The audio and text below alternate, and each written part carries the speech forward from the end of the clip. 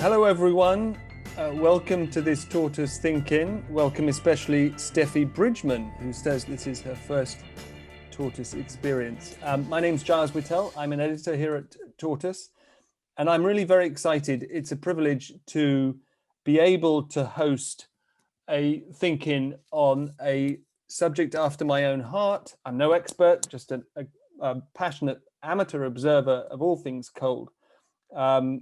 The only thing that makes it not especially cheerful is that the stakes are so high, the issues are so grave. So today we're going to ask, and I hope begin to answer, a big, creaking, chilly, and at the same time sweaty question. What are the glaciers telling us? I think I'm going to go ahead and do this. With some trepidation, I've brought a little exhibit of my own because it's going to get better from here. This was a Christmas present to me this year from one of my kids. You probably can't see it there, but it shows 3 glaciers on the south side of the Chamonix Valley in France, and where against lockdown advice, I took my family for a walk this summer, and my son gave me the picture, I think not so much to remind me how old I am, but how fast the glaciers are retreating, because 3 that you can see in that picture, I can remember as if it was yesterday, tumbled right down into the valley when I was there as a student. And now you have to walk right up the other side of the valley just to see the snout of them. But we are today, at least initially, going to focus on a much, much bigger glacier, the Thwaites Glacier. I was just explaining to some of our guest speakers why. It's really a journalistic reason from our point of view. One of my colleagues, Basha Cummings, alighted upon the Thwaites as potentially a really good journalistic device for telling the bigger story of glacial retreat, how fast it's happening, what it means, what, if anything, can be done about it. And I should say also that this ThinkIn is part of what we hope will be a sustained journalistic endeavor covering the theme of accelerating net zero as we go through the year towards the postponed COP26 in Glasgow later this year. Now, for those of you, and there may be a few who haven't been to a ThinkIn before, in fact, we already know there is one, of course, Steffi. Here's the thing. The main thing is please join in. I am going to come to our guest speakers first, but there are 2 principal ways you can do it. Use the chat function, which crops up in the black bar at the bottom of your screen when you move the cursor around. And Ella, my colleague, who you can see there, is there welcoming everybody to the chat. And I will try and keep an eye on what people are saying. And we can't guarantee that we won't try to turn the camera on you if it seems interesting or part of the live conversation. And you can also raise an electronic hand by clicking on the reactions button, and there you have a raise hand option. And I will try and keep an eye out for that. Now, to improve on what I just showed you, and before we get into the meat of this evening, we've got some moving and some still images, I think, and some commentary from Dario Orlandi, who's very kindly come from the On the Trail of the Glaciers project, working with Fabiano Ventura. And I think what we're going to see first is a trailer to a film that you've made, which in a way speaks for itself. And then we've got some side-by-side images, which Dario is going to talk us through. Can we start with the trailer?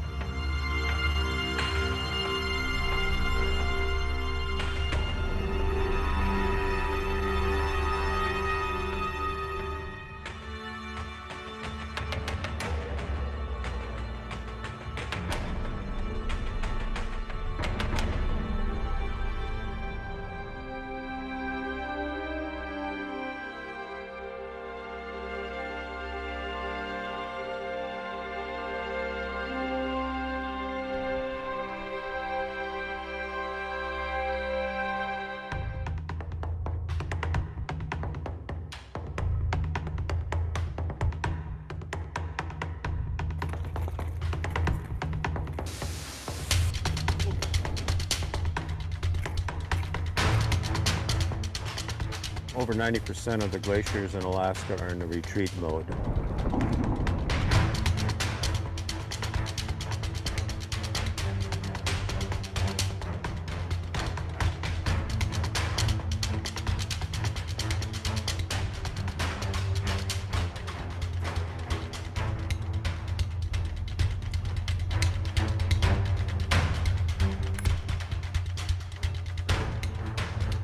Climate can be a trigger for starting a calving retreat at tidewater glaciers. Tidewater glaciers are more complicated.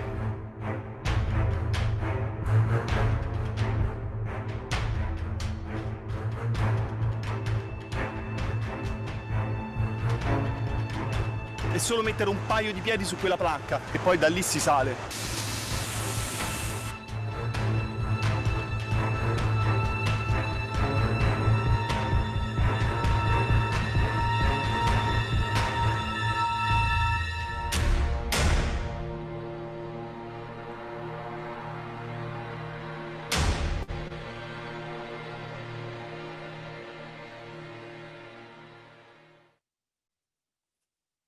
Thanks very much. Well, clearly there are some clips within that speak for themselves. They're quite dramatic, the retreat that we see there. And that, as I understand it, is the beginning of a documentary that Dario, you've been involved with Fabiano. And tell us, let's go straight to the pictures, and you can explain what they mean and how you came to make them. Yes, hello everybody, and thank you very much for inviting us to this very interesting online meeting. I'm talking, of course, I'm the communications manager of the project, and I'm talking, of course, in behalf of Fabiano, who couldn't be here tonight with us, but is saying hi to everybody, and is very happy to participate with his images and his moral presence to this meeting. Let's say the origin of the project starts almost 20 years ago. Fabiano is a nature and environment photographer, and while traveling, he noticed how the world environments were changing fast, and he, as an environmentalist, he decided to, he started thinking out a project to communicate with ease and speed to a very large public how the climate change is affecting the world, which is unfortunately is a geological and long-term process that not easily can be seen always. And in that sense, the glaciers are very important because the effects of the climate change on them is very quick and evident. So this is, of course, a project onto the glaciers retreat, but of course it also involves the more general topic of the climate change. So the motivation is to try to reach a very large public, because very often there are very interesting and super deep studies by the scientific community that communicate evidently the facts about climate change, but not necessarily the large public can access or understand with ease those data.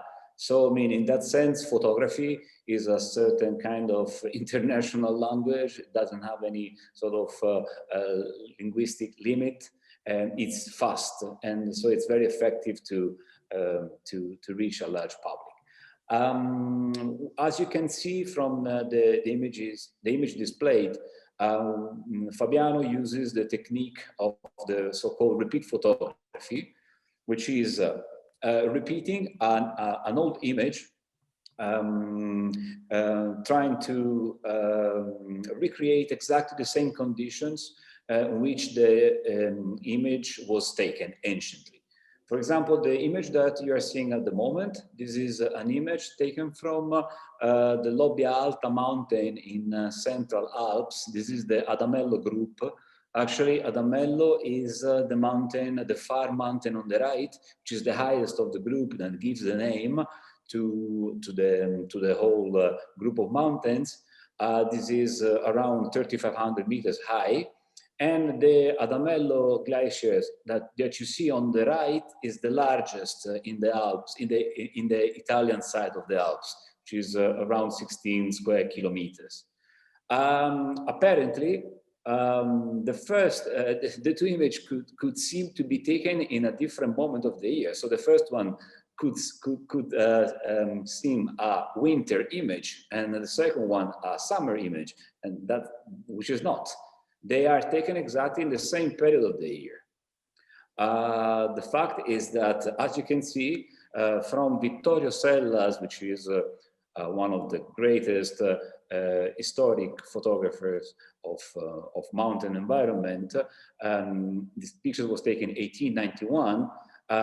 We took, I was into the expedition this summer also with Fabiano. We took this picture this August. So with 129 years of difference in time, this is what happened to the Adamello and Lobbia, the left one, glaciers in the Alps. The work on the Tale of the Glaciers project consists into going in the archives to search for historic images that contains super high quality images of glaciers, historic, and try to understand as much as possible the position. And of course, into the historic images, there are no GPS references, and also the territory might have changed drastically also because of the glaciers retreat in the time happening between. So try to find the exact place where the picture was taken, try to understand also the exact moment of the year and the exact time of the day, and with the most similar technique as possible to create identical images that can be overlapped point per point. So it's an historical research work, a logistic work, a work, of course, of fundraising and communication and reputation of the project. So, so far, the project has organized 6 expeditions on the main groups of mountains of the world. So we were 2009 in Karakorum, 2011 in Caucasus, 2013 in Alaska, which is the tray that you displayed at the beginning, 2016 in Andes, 2018 in Himalaya, and this year we've been working on the Alps. For the Alps, we dedicated 3 years instead of just 1, because the Alps are the group of mountains which have been photographed the most. So there are very large archives, so a single expedition wasn't enough to cover the whole possible repeated photography. So this Dario, can I just interrupt? This is the Andes, is it, that we're looking at now? Yeah, this is Uppsala glaciers. This is into the Bay of the Yellow Continental Sur.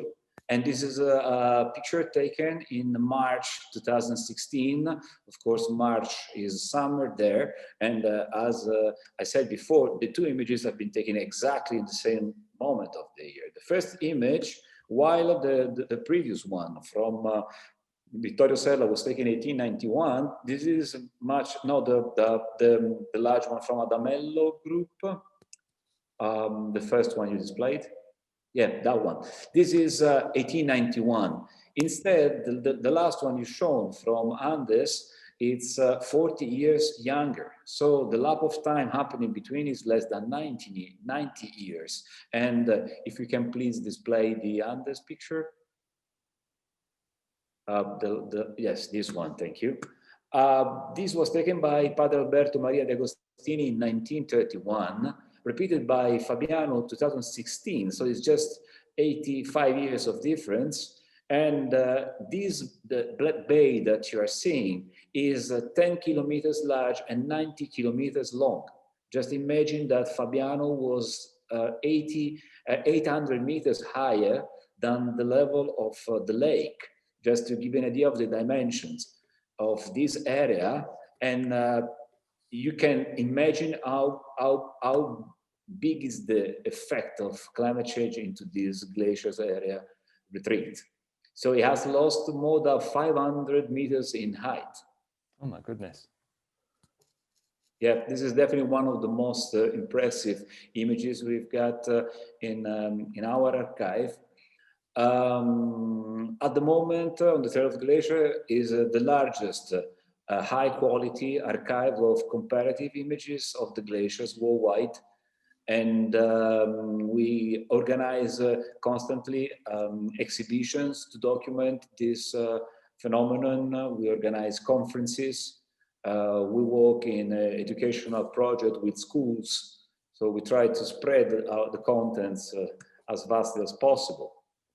That's great. Thank you, Dario. I don't want to rush you, but in a way I do want to rush you. Are there other images that you have for us? There was one other, wasn't there? There was one in the middle. This is from Caucasus.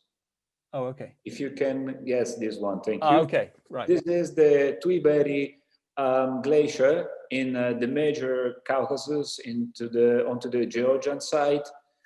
This is actually one of the most ancient pictures repeated because it's 1884. This is actually an archive of the Royal Geographic Society. The author is Mo von de Schie. And one of the funniest things about this picture, dramatically funniest picture, is that very often kids that see this picture say, "Oh wow! Now the picture looks nicer in the green version because it's more attractive, more welcoming." And we have to explain them that it could look like that, but in the end, it hides a dramatic instead. Indeed.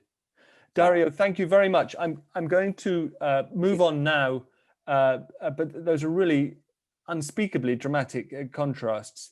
And of course, the same process, as I understand it, is happening as fast in Antarctica. So let me come to Dr. Robert Larter from the British Antarctic Survey. You are, among other things, the lead principal investigator on Thor.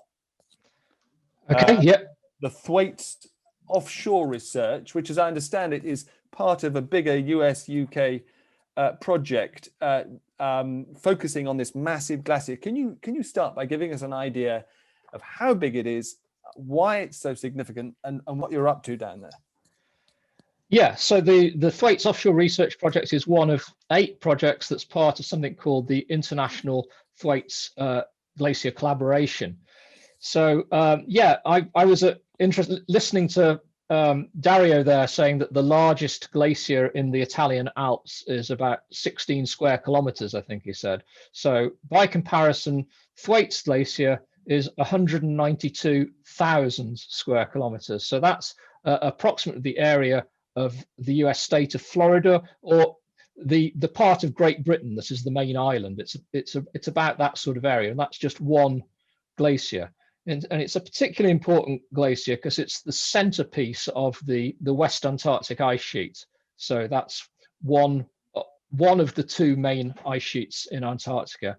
And the really important thing about it, which is why there's such a focus on it, is most of the base of Thwaites Glacier is below sea level. So when we get warm water, relatively warm water coming up against the front of it, this has the potential to melt it all the way back eventually.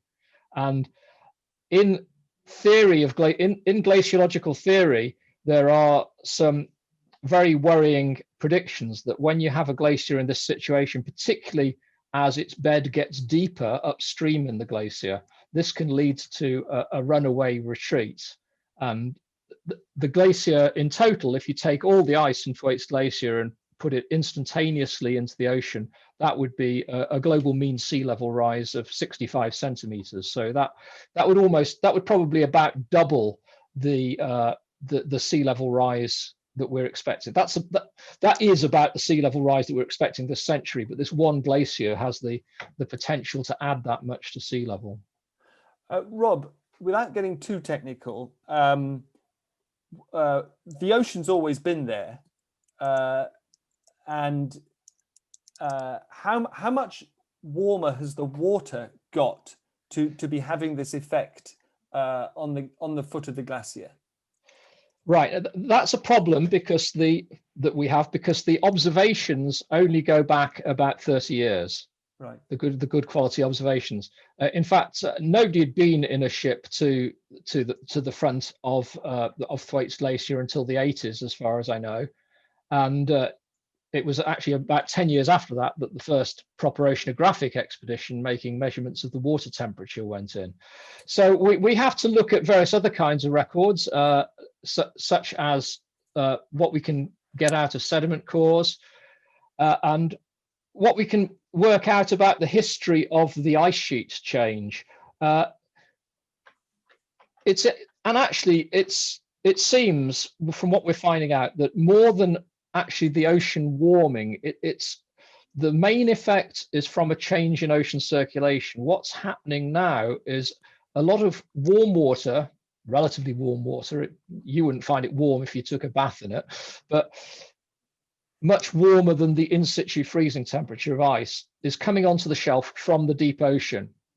And there are a number of indications that if you go back to the early part of the 20th century, this was not happening. Something has happened to perturb the ocean circulation.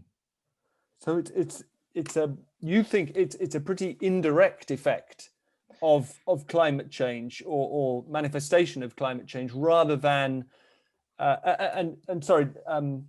rather than me wittering on, are there two warming processes at work here? The water at the foot of the glacier, but also warmer air above, or not? If at the moment the warmer air, the air is warming a bit, but the warming of the atmosphere is not thought to be having a big effect on Thwaites, because the mean annual temperature, even at the coast, is still something like -10 degrees centigrade. So you get a very small amount of surface melt in that area in the summer, but not enough to really have a significant effect. It's the ocean is certainly the main driver of the retreat we're seeing, and that the worry about that is that has the potential to continue to affect the glacier. It's not a glacier that can just retreat onto land and then it's protected from the ocean. As it goes back, the ocean will have contact with more of it because the bed gets deeper. Right. Can you briefly describe the work that you, in conjunction with the Americans, are doing onshore and off? Briefly. I know it's huge. That's a challenge. So let me tell you about the work that I'm doing with the colleagues in Thor. So we are essentially a bunch of marine geologists and geophysicists. So we're working along the front of the glacier, looking at the seafloor in front of it in terms of how that's affects the glacier flow, where the pinning points are, where the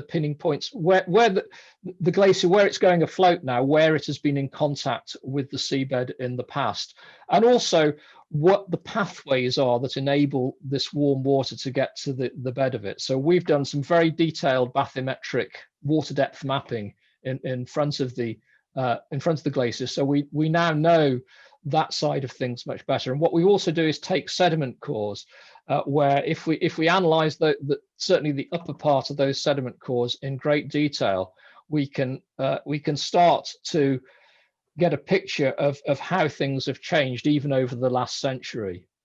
Okay. So those are the things we're doing. People onshore are looking at things like how the glacier interacts with its bed, because the way this glacier is able to lose so much ice, and currently it's losing, its net loss of ice is more than 6 times what it was 30 years ago. So the way it's losing it is because the flow of the glacier is accelerating, so it's putting more ice out into the ocean. So some colleagues are looking at how that is affected by the bed conditions beneath the glacier. So things like where there is, how much sediment there is at the bottom, which provides a much easier surface for it to slip on, how much water there is at the bed and the routing of that water. Those things are very important. Other colleagues are looking at what we call the shear margins, where the glacier grinds against rock or slower moving ice at the sides, and how much drag that places on the flow of the ice. There are a couple of interesting questions in the chat, which I'm going to pose to you in a minute. But while I have you, am I right that you or your colleagues have also been looking at ice cores? And so the question arises, have we in geological time been here before? Again, that's something we want to find out. That there is one of the International Thwaites Glacier collaboration projects that is specifically looking at that question.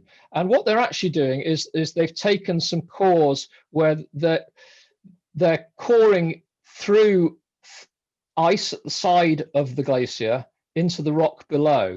And there are techniques that you can use analyzing that rock to work out when it was last exposed to above the ice.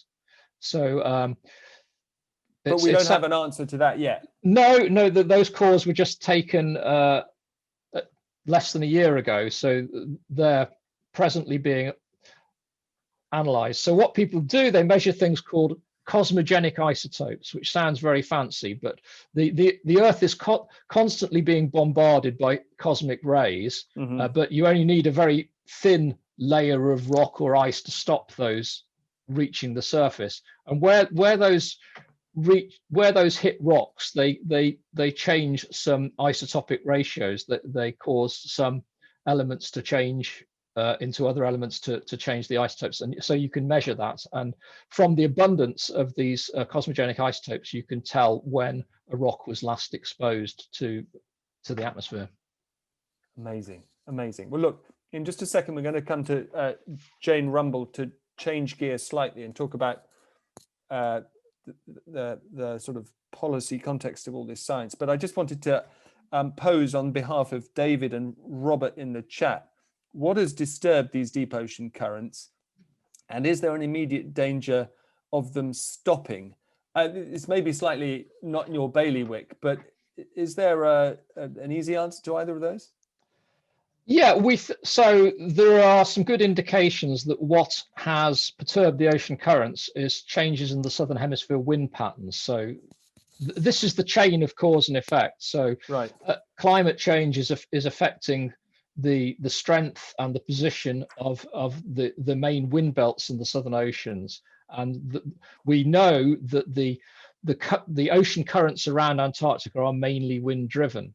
So it's very likely, and there are some studies that support this hypothesis, that the changes in the winds are now driving more of the deep ocean water onto the continental shelf. And risk of current stopping? That sounds like well, that would be a great thing, because if we stopped if less warm water came onto the shelf, that would diminish the main driver of the melts. Right. But we don't see any.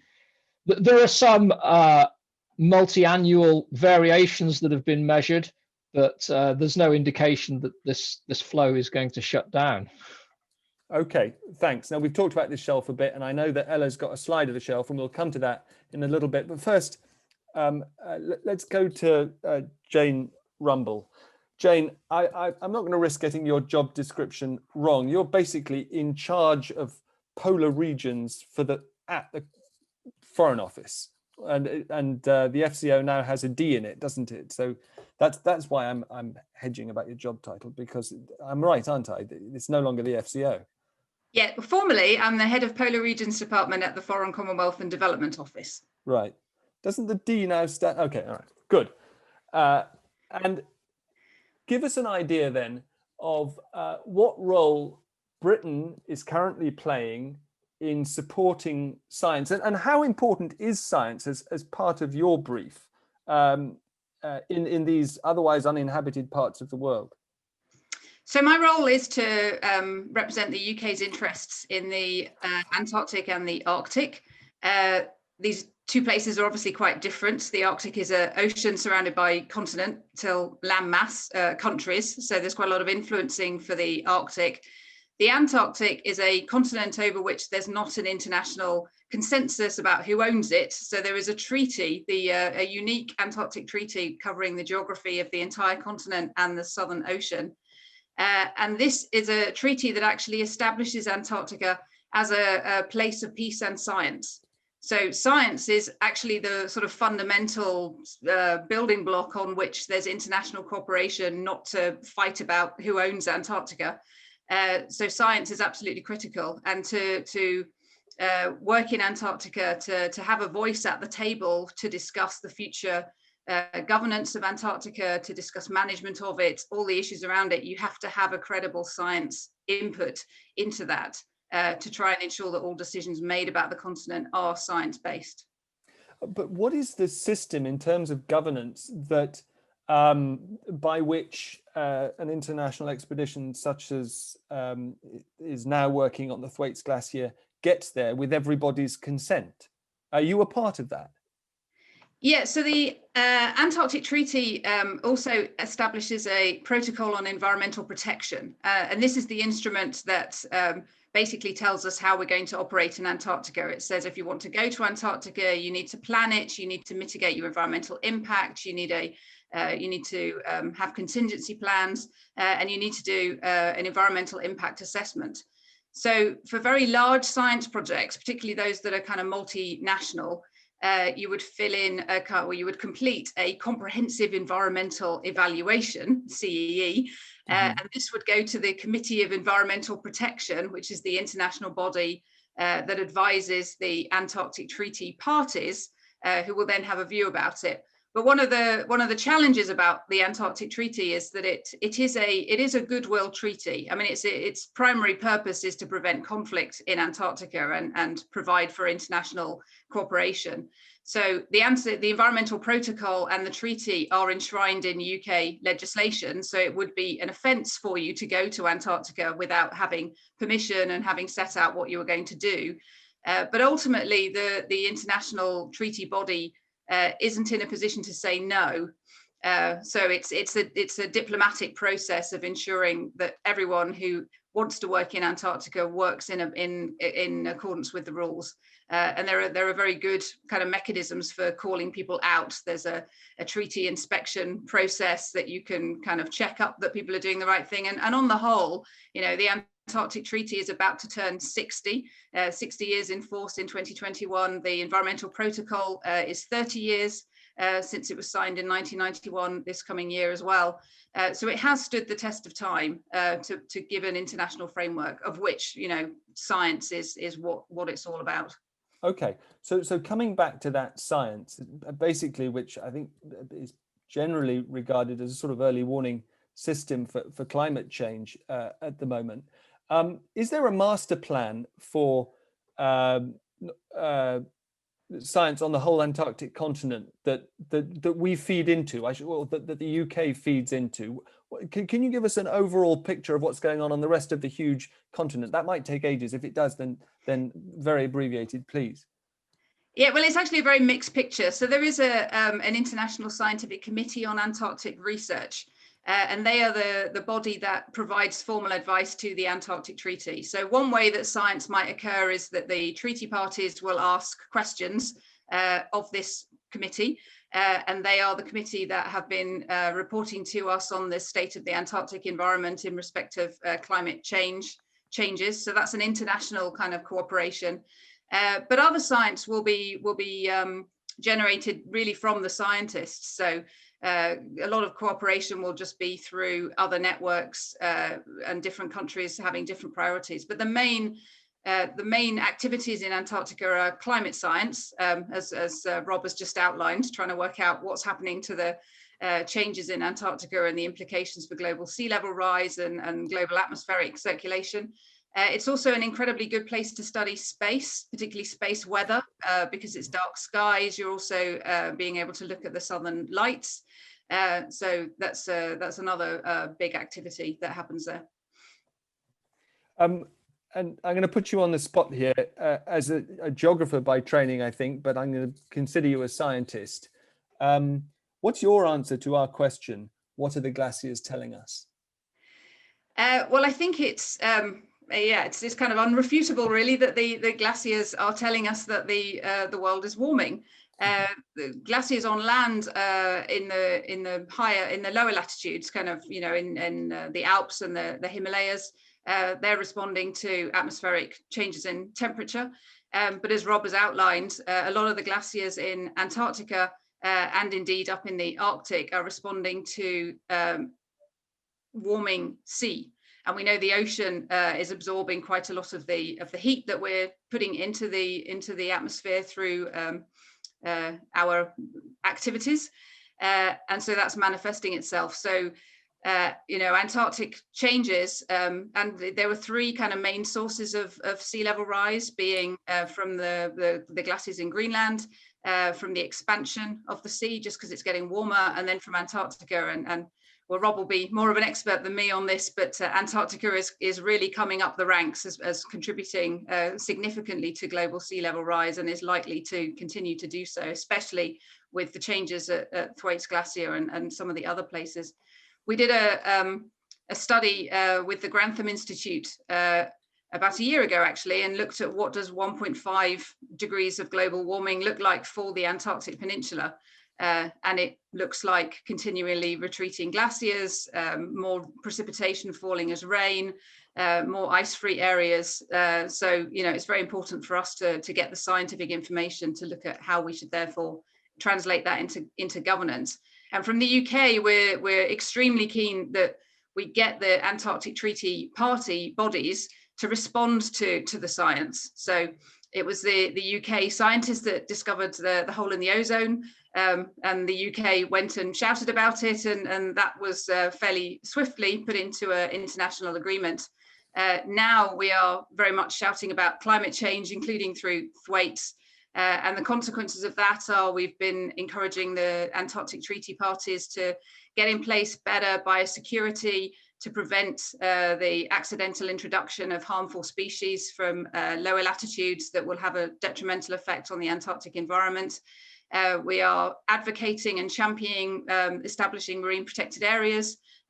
We have an instrument that we agreed amongst the treaty parties that protects, gives a certain level of protection to marine areas newly exposed by Antarctic shelf ice or glacial retreat. And actually there's a glacier called Pine Island just to the side of Thwaites Glacier, and that's been retreating at a phenomenal rate. So that's one of the areas that we've been looking to protect, and the area that's been left by the A68 glacier that is heading merrily sort of around South Georgia. We're waiting to see where that's going to go and have a look at it. But it left the Larsen ice shelf about 4 years ago, and that area is keenly anticipated for scientific study. 2 British ships and 1 German ship have tried to get there, and no one's quite got there yet. But the scientists are very keen to get to these areas that have been newly exposed to see what the seabed looks like, whether there are new species, and that's an exciting area of science. So, thank you very much. We usually get to the slides much earlier in proceedings, but there's been so much else to look at.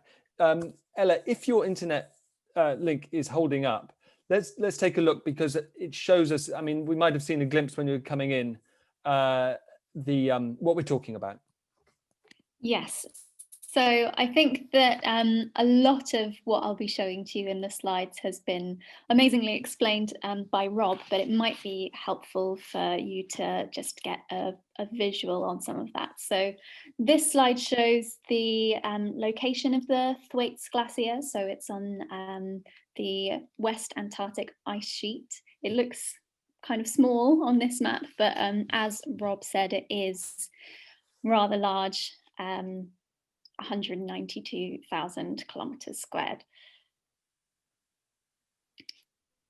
Over the last 20 years or so, the Thwaites Glacier tongue, that's the bit of the glacier that projects into the sea, has retreated by a long way. And this shows what it looked like in December 2001. And then on the next slide, you can see what it looked like in December 2019. And I think the front bit is a mixture of icebergs that have broken off from the glacier and sea ice. So that's the ice melange that you can see. So the change is pretty dramatic. And this gives you a bit of a look at those warm water currents that Rob mentioned and how they function. So you can see that they flow underneath the glacier tongue there. And it's that thins the glacier, collapse and break away. So if the glacier were to collapse, and this is something that I think Rob's team has been looking at, that sort of hypothetical question, and it could take several hundred years for that to happen. But if the entire glacier were to collapse, sea levels would rise by 65 centimeters. And the glacier acts as a barrier that stops other parts of the Antarctic ice sheet from melting, and if they were to melt, then sea levels would rise much more dramatically, so by about 2 meters. But as I said, that might not happen for several hundred years. But these pink images here come from a study by 2 climate scientists at Princeton. And they are images of what might happen in terms of flooding in several big coastal cities under the most extreme warming scenario. So these are, again, a bit more hypothetical about what might happen if ice caps become more unstable under a significant warming scenario. But those urban areas would definitely suffer.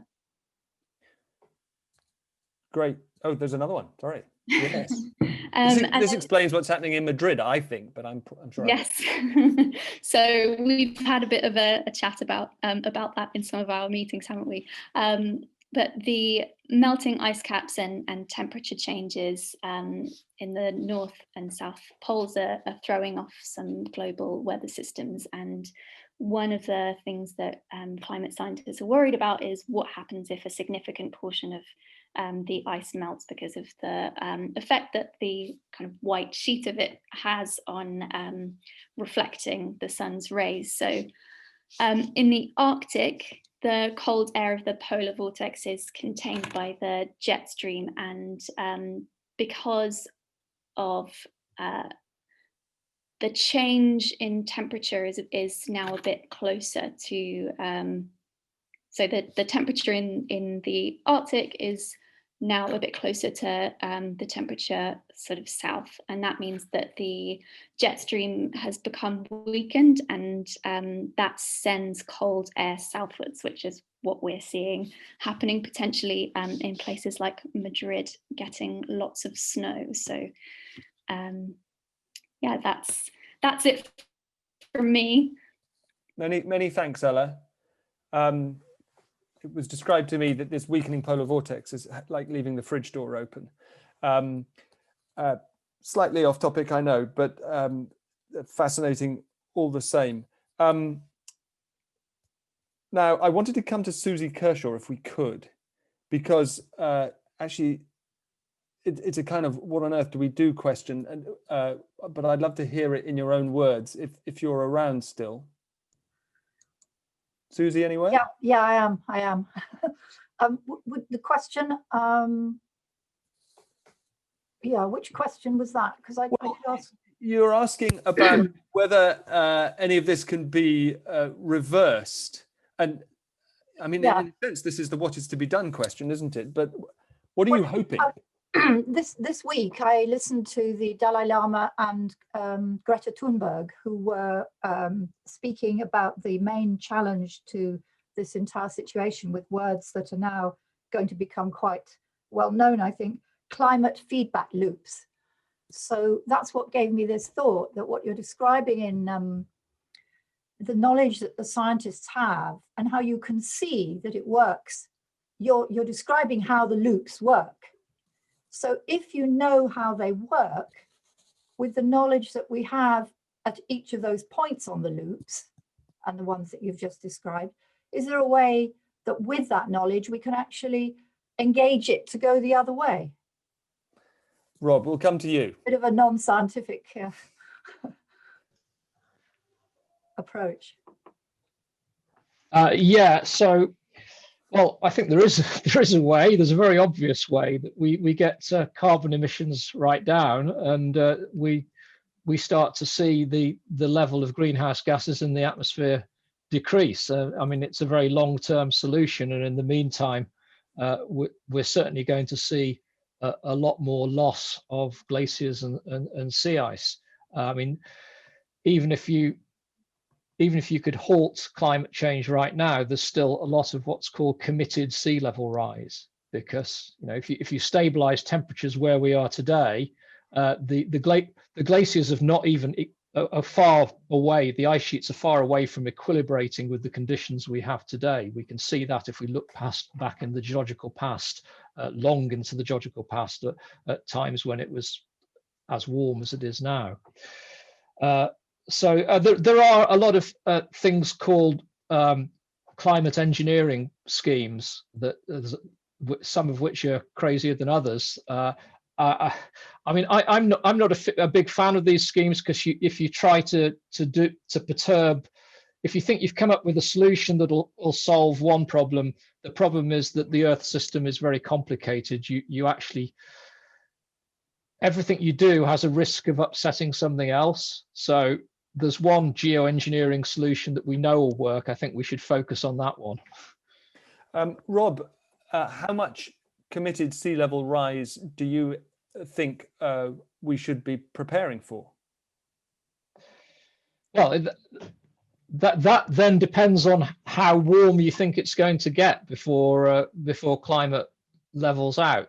We're I think as of now we're at about 1.2 degrees above pre-industrial. I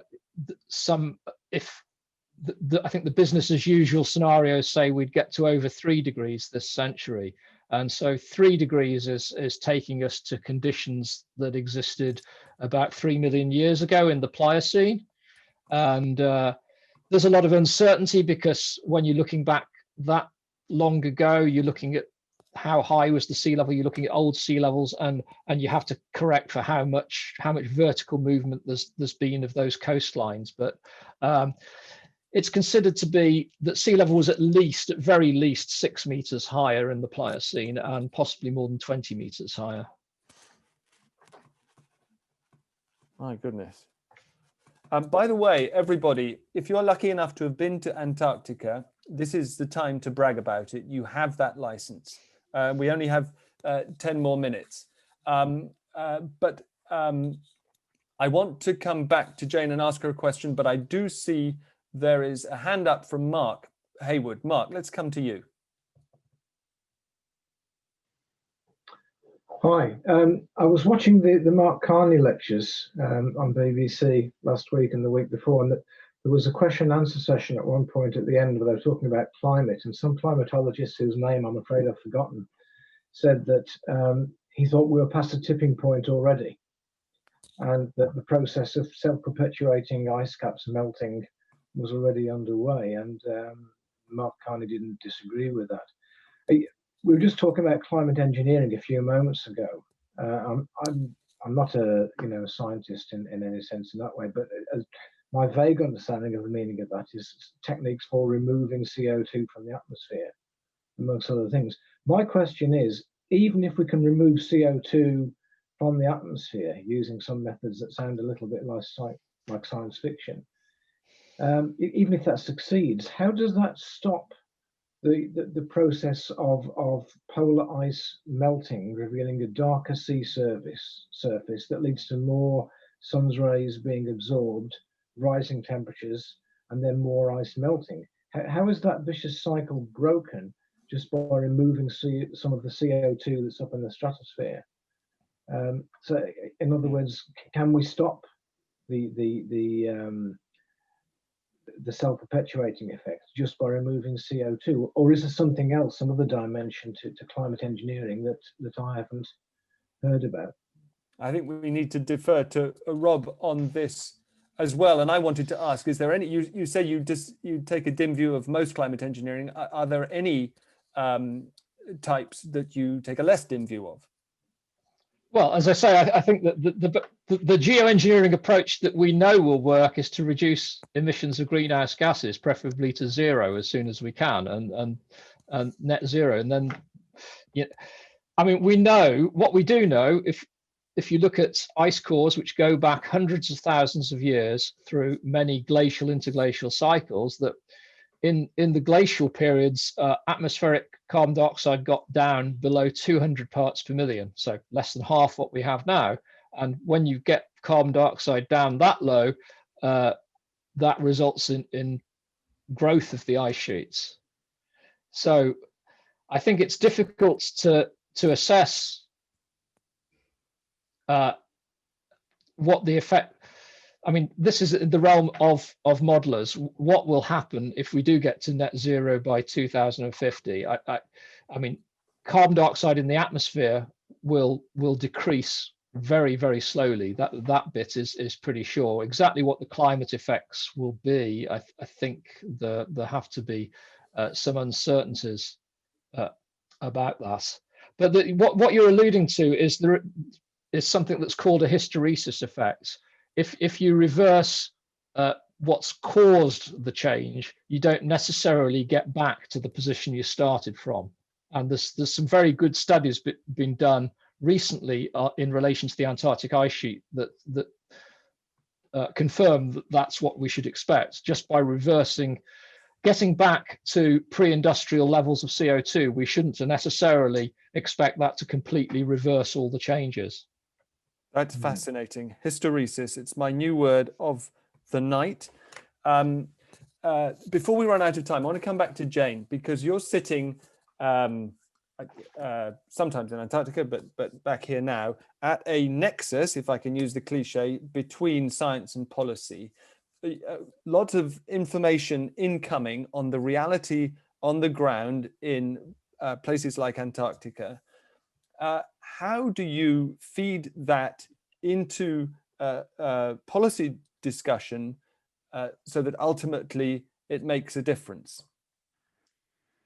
So there are two kind of elements of that, really. The first one is my main role in engaging with the Antarctic Treaty system is to actually look at what does it mean for the actual Antarctic. So a lot of that I've described earlier about kind of, mitigating introduction of non-native species, managing tourism, managing fisheries, being precautionary on human activities actually in the Antarctic region. That's the kind of almost like the easiest bit because people who work on Antarctica can see this happening and therefore kind of a better place to respond. In terms of making sure that the polar regions kind of advocate to the rest of the world, our role really in Polar Regions Department is to promote the science and do what we can to kind of amplify the voices that are coming out. Work very closely with our climate colleagues, who are of course very busy gearing up to COP26, which hopefully will be hosted in Glasgow in November.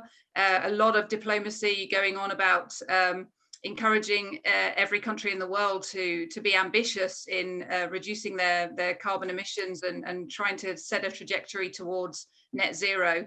And so we're providing the evidence, really, as described by Robert, about how urgent this situation is, but also to indicate that, notwithstanding the uncertainties that have just been discussed, the general kind of consensus is that we need to get the carbon we need to stop pumping carbon into the atmosphere, because the consequences of continuing to do so are catastrophic. So it's clearly better that we try to mitigate this as much as possible. So it's really kind of, making sure that we give a voice, we promote what the British Antarctic Survey and other UK scientists are doing and contribute to the debate.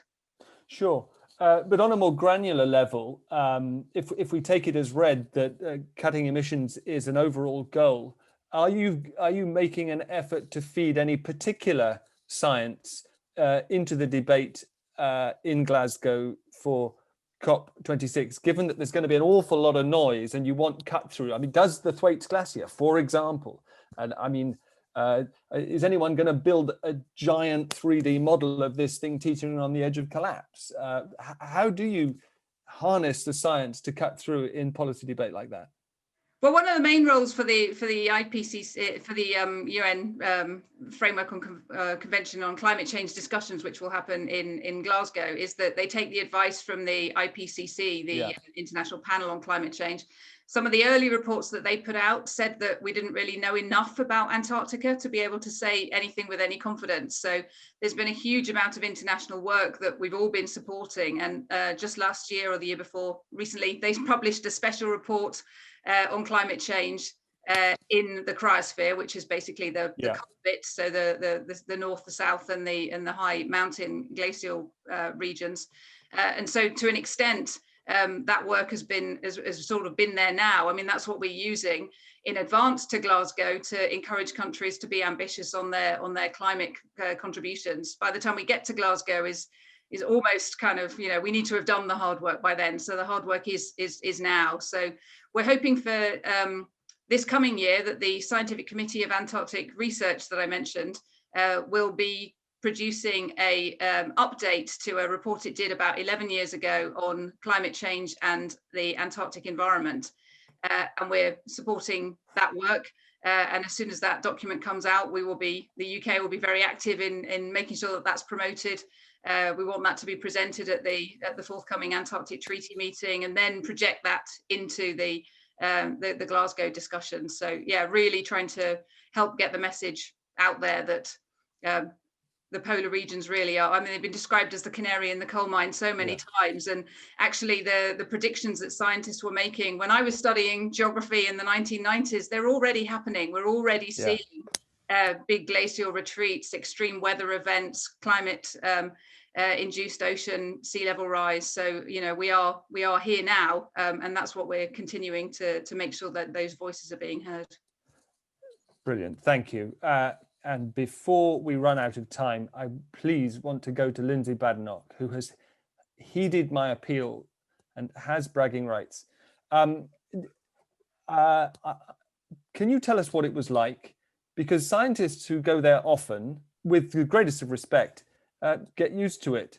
But tell us where you went and how it impacted you. Well, as I said, I went as a tourist with a tourist company in a very small boat. There were only, well, smallish. We were 80 of us. And of course, we went from Ushuaia to the Antarctic Peninsula. And it's a very emotional experience. It was an extremely profound experience, probably the most profound experience of my life. This sense of the massive energy there, where humanity has hardly, well, only in the last 80 years, set foot. But part of the experience was for me working with the various scientists that were on our trip, who I would imagine, I guess you Antarctica specialists would know that a large number of Antarctica junkies spend their time on these small ships with tourists doing all the scientific work. We could share various, we could choose a different aspect of the scientific work. There was the birds, there was, well, anyway, my choice was oceanography, which is what we're talking about tonight.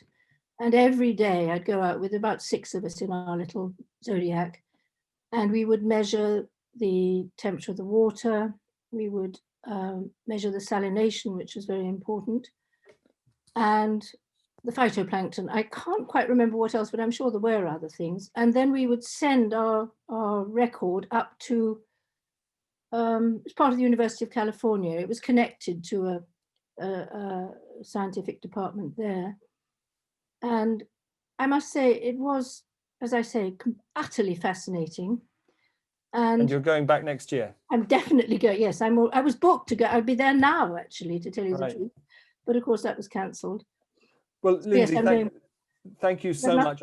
I have a bad habit of running over time, and we're already out of time. Okay. But thank you for sharing that with us. We're all, I'm sure, envious. I certainly am.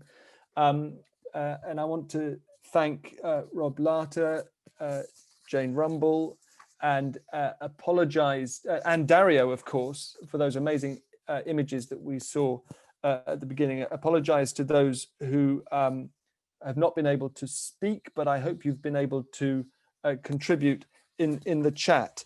And as I say, I'm really struck. One of the thoughts that I will take away is that you can dream of reversing the processes that are currently shrinking the polar ice caps, but you won't necessarily get back, even if you were, if it were possible, to where you started. And as I say, we'll continue to pursue this story, if that's not to flip a word, but we do want to do a big piece of reporting on the Thwaites Glacier as the ultimate canary in the coal mine. Thank you very much for explaining what's going on there. And I hope that more of us will be able to follow Lindsay there with zero impact on the environment, but considerable impact on our own worldviews in due course. So thanks very much for joining us, and see you again very soon.